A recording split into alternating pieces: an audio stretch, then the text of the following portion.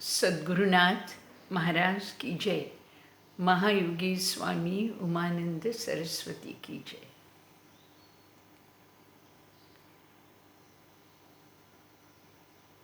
Friends, I know I have again taken the help of videos. I was working on Ved. My first volume will be out by Guru Purnima, and within by 15th August we may have it on Kindle.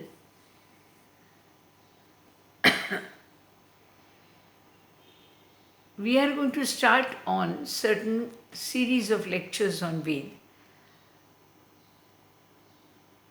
What is it that has really captured my mind?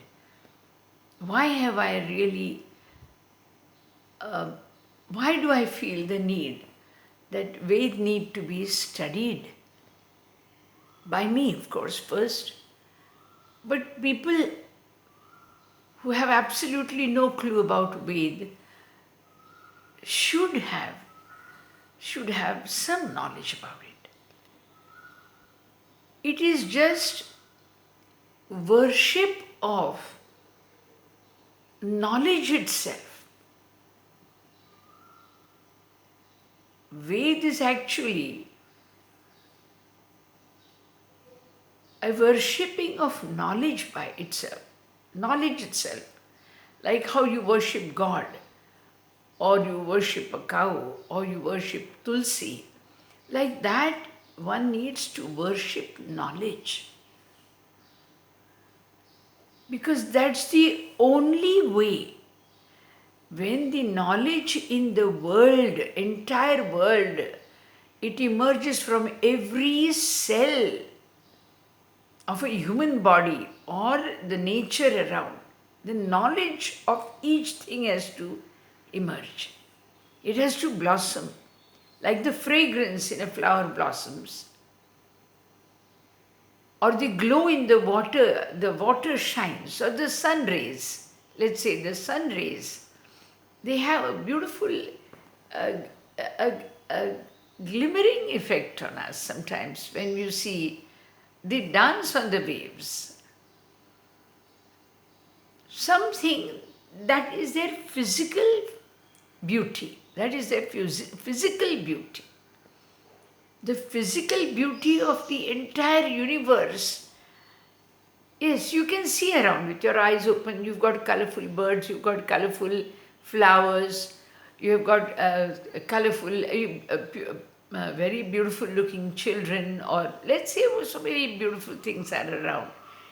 And we can see the world is full of these things. But within each of this beautiful thing, what is around, whether they are the leaves or the roots or the flowers or the fruits or the rains or the sun, the moon, whatever you call it, there is an intelligent content in that.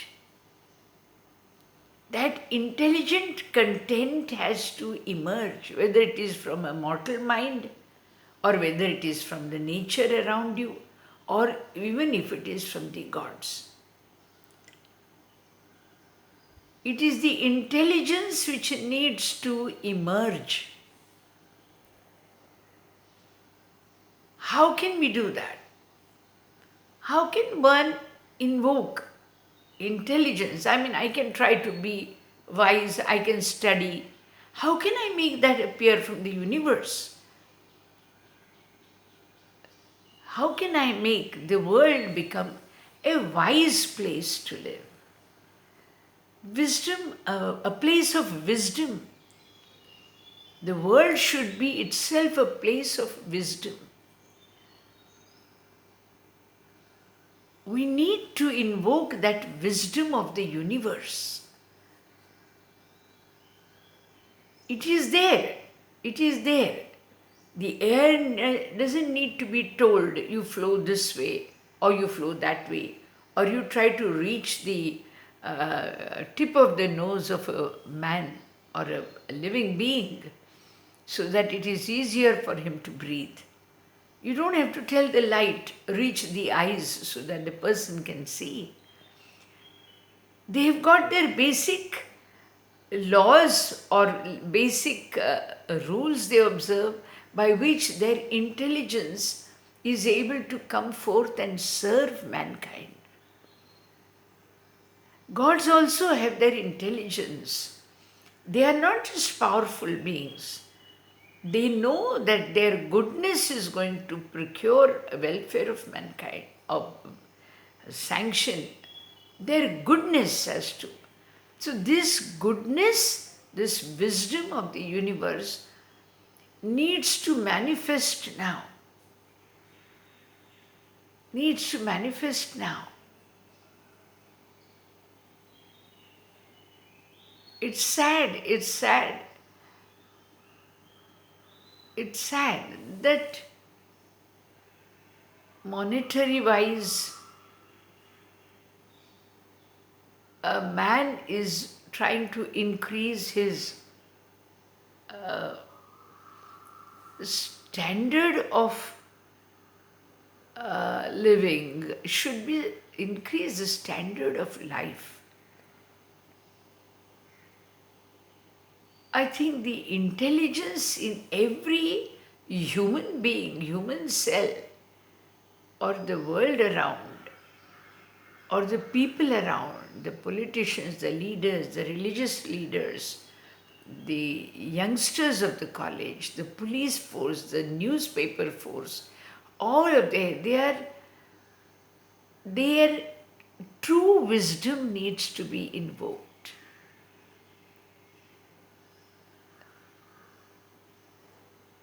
Because sometimes when the best of the wisest of the wise, when they speak, and if it is going to get converted into a chaotic situation, obviously that wisdom was not right.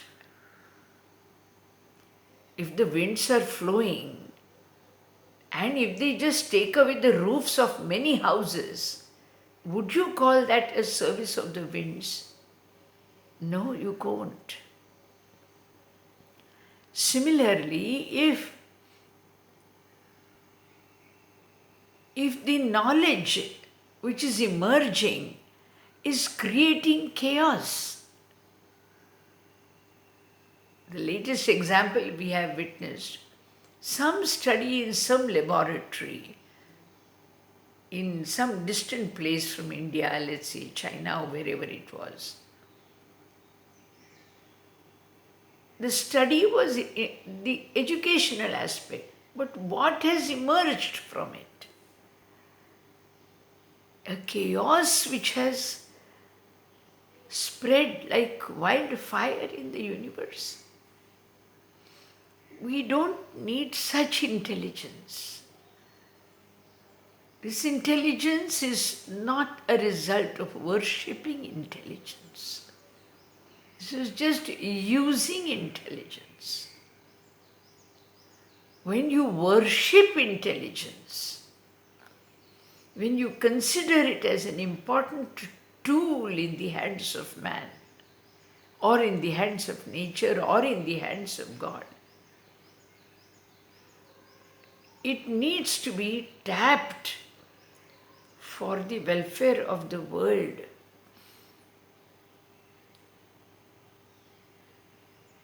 Remember, destruction of man, destruction of mankind, destruction of the world, it's just one sentence. It's one sentence. Ved might help us to worship knowledge. Studies of Ved, I am studying Ved, I am trying to invoke through my service, I am studying or translating Ved. Let's say I am translating Ved as a service to maybe God. I really don't know myself. But I just hope it's a service to literature world or to the scripture world of the scriptures, or it is a service to the entire world. If I invoke, it's worshipping. Worshipping is invoking. I'm worshipping Ved. I'm invoking Ved. I'm trying to understand Ved. I'm trying to respect Ved. I'm trying to absorb Ved. So I assume I'm absorbing or I'm trying to respect knowledge. And if that is it, then I want knowledge to be worshipped as a result of that service. Like Sant Jnanadeva has said, Vishwatmake Deve, Yini Vak Yadne Toshave. The speech that I render or the discourses I am giving, may they please you. Toshoni Mazadyave. Once you are satisfied with that, in return you give me Pasaidan, you give me a boon. And what is that boon? That boon is welfare of mankind. Welfare of mankind. Same thing the Vedas people have done. The Rishi Munis of Ved who studied, who wrote Ved, they are actually invoking Agni. Let's say Agni. Like I'm talking about knowledge, universal knowledge. Like that, this Agni, probably if invoked, because it is there in every house.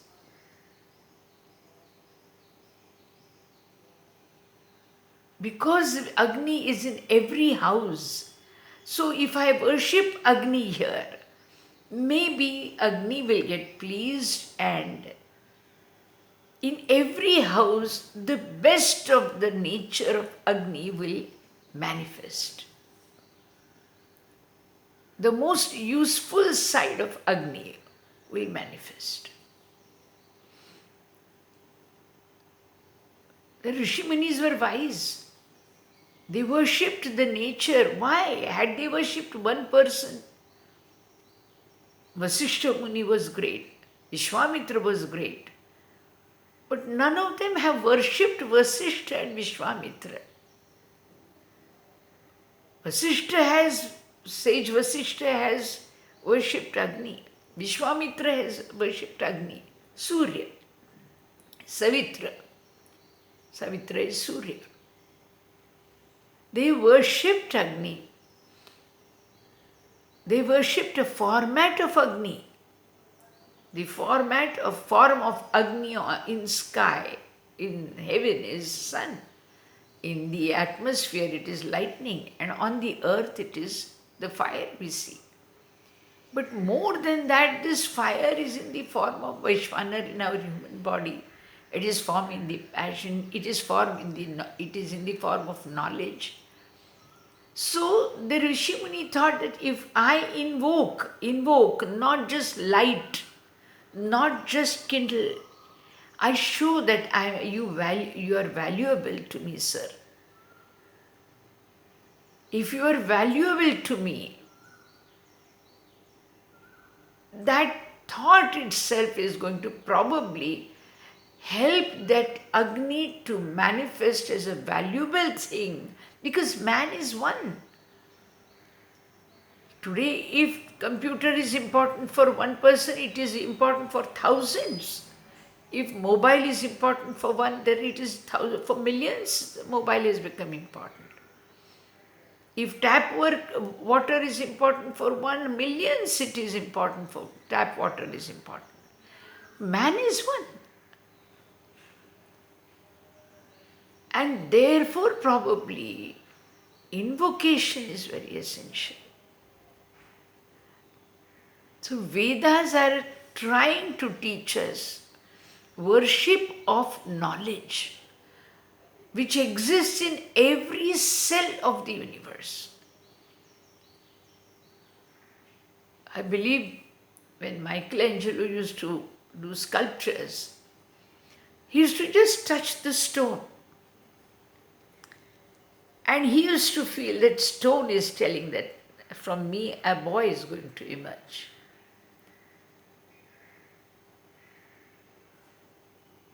Now, please friends, today the world is of course valuing the money, the currency. There's nothing wrong, of course it is a need of the society. But let it be a result of your knowledge. Let it be a result of your knowledge which is in the interest of mankind. Veda teaches us that. I don't know, whether I want to revive it, no, I'm not going to force my concepts. I'm going to just pass them on to you. I'm just going to pass on the information that I read. Whatever I understand, I'm going to share it. In our own little ways, at home, on your own, whichever religion you belong to, don't worry about that. But worship knowledge. Worship knowledge which is of sound, which is a result of sound intellect in the welfare of mankind. Don't just have knowledge to benefit a little. Try and, yes, when you benefit for the welfare of mankind, you are going to be a part of it. You're going to definitely benefit from it. But if you only think of benefiting your own intelligence or your own needs or requirements or whatever it is, the world may not benefit. But if you use your intelligence for the welfare of mankind, invoke intelligence, invoke good knowledge. Let us worship good knowledge. I'm going to talk about Veda from Guru Purnima, but today I was restless. I thought I had to pass on this little, whatever information I thought I should gain and pass it on. They have worshipped Agni, they have worshipped Vayu, they have worshipped Dhyava, Prithvi. They are gods, Vedic gods. They are worshipped.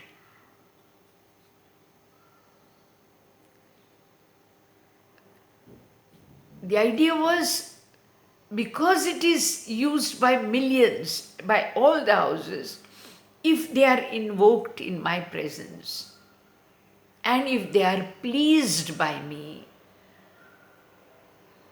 then I can request them to please bring the best out in the universe. They have the power. They have the power. If Agni can be displeased, it can burn forests. We know that. We know that. It has to be saved. It has to be invoked with a particular thought process in mind. With those, there are schools of thoughts which don't respect Veda. I request them, whoever they are, try and understand. Try and understand. It has got tremendous secrets in it. It's full of secrets in it. There are secrets which lie in only the using of chanda, that is meters. I'm trying to discover the exact formulas, but let's see. Even if I discover, I'm not sure how much I should share. But definitely, let us basically invoke knowledge in the world. It is very important. It is very, very important because knowledge alone, if at all, wisdom alone can bring peace to the world. So by studying a text which Ved means knowledge, or Ganesha means knowledge, if I'm invoking them, I am trying to invoke the knowledgeable concept in the universe which will help probably man to live a more decent life.